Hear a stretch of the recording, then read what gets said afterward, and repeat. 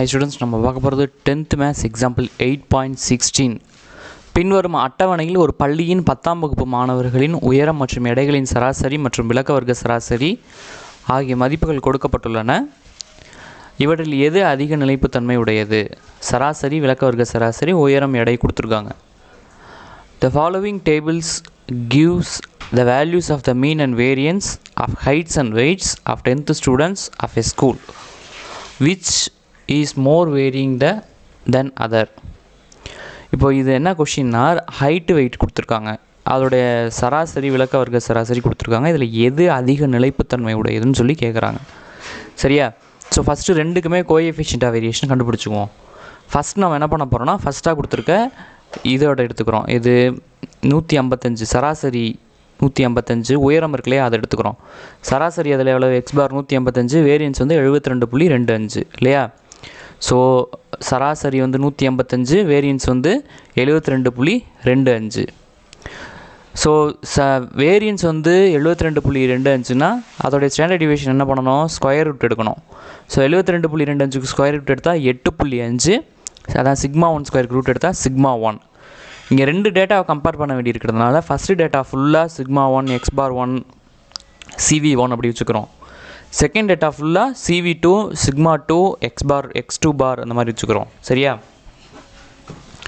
இப்போது coefficient of variation formula என்ன? CV is equal to sigma by x into 100, sigma by x bar into 100.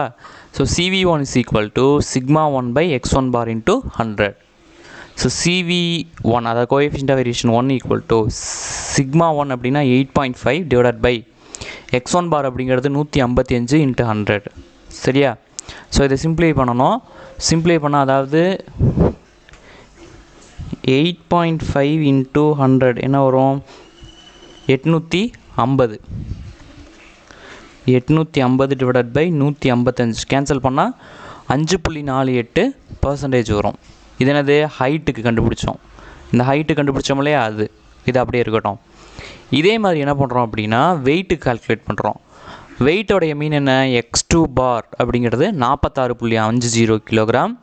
அதேமாதிரி variance அப்படிங்கிறது sigma 2 square equal to 28.09 kilogram square. சரியா? பாருங்க,